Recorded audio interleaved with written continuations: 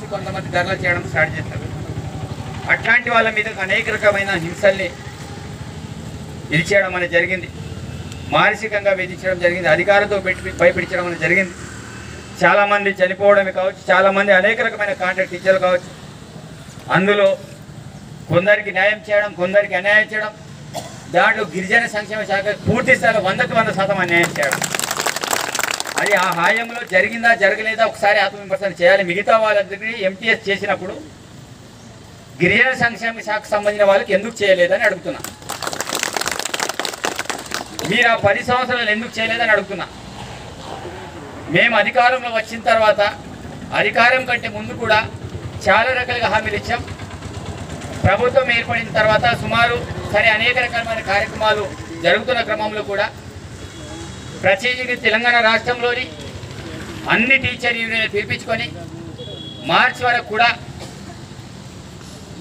ఏదైతే ఆర్థికపరమైన అంశాలలో ఎలాంటి నిర్ణయాలు తీసుకోము కొంత సమయం కావాలని గౌరవ ముఖ్యమంత్రి కూడా చాలా రకాలుగా టీచర్ యూనియన్లు పిలిపించి మాట్లాడడం అనేది జరిగింది.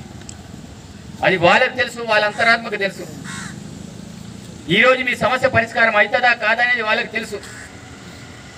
ఈరోజు మిమ్మల్ని మీతో పాటు మిగతా కేజీబీవీలు కావచ్చు, సర్వశిక్షణ అభియాన్కి సంబంధించిన మిగతా వాళ్ళని కావచ్చు, అందరిని కూడా కొందరిని రోడ్డు మీద తీసుకొచ్చేసి కొంతమంది రాజకీయంగా ప్రభుత్వం మీద బురద జల్లమనే ప్రయత్నం చేశారు తప్ప, సరే మేము ఆ రోజు మేము తప్పు చేశాం, ఆ తప్పు జరిగింది వాస్తవం, క్షమించాలి, మీరైనా చేయాలని ఒక సూచన చేస్తే అది బాగుంటుండే. కానీ ఇన్ఛార్జ్ మంత్రి గిరిజన సంక్షేమ శాఖని నీకు తెలియదని ఇన్ఛార్జ్ మంత్రి సీతక్క గారిని తిట్టడం, లేకపోతే నన్ను తిట్టడం, పార్షనాలు తిరుగుతాడు కానీ ఇక్కడ రావడానికి చెప్పడం, మాట్లాడే వాళ్ళు నాకు పార్షనాలు కొనిచ్చారా?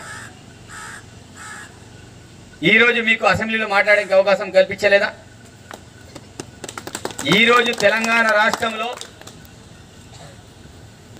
ప్రతి ఒక్కరికి అవకాశం వచ్చిందంటే ఈరోజు ప్రజాప్రభుత్వం ఏర్పడిన తర్వాత మొన్న జరిగిన అసెంబ్లీ సెక్షన్లు కూడా సుమారు 12 గంటల అసెంబ్లీ నడిస్తే దాంట్లో సగభాగం ప్రతిపక్షాలకి, మిగతా సగభాగం అధికార పక్షానికి అవకాశం కల్పించడం జరిగింది.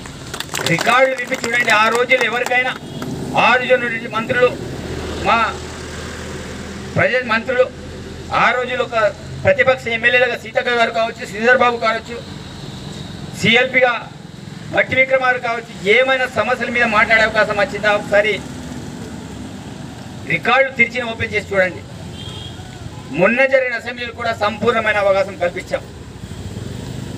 ఈ ప్రాంతంలో కావచ్చు, తెలంగాణ రాష్ట్రంలో కావచ్చు, ప్రజాస్వామ్యం బతకాలి, ఆ సమస్యలను కూడా అసెంబ్లీలో గలమెత్తాలి, ఈరోజు మాట్లాడితేనే ప్రభుత్వానికి తెలుస్తాయి అని ఒక సదుద్దేశంతో గౌరవ ముఖ్యమంత్రి, స్పీకర్ గారు అందరికీ అవకాశం కల్పించడం జరిగింది. తెలంగాణ రాష్ట్రంలో కూడా ప్రతి ఒక్కరు కూడా సమస్య ఉంటే రోడ్డు మీద రావాలి, ధర్నా చేయాలని ధర్నా చౌకులను కూడా ఎత్తివేసి ఈరోజు ప్రతి ఒక్కరు కూడా అవకాశం కల్పించడం జరిగింది.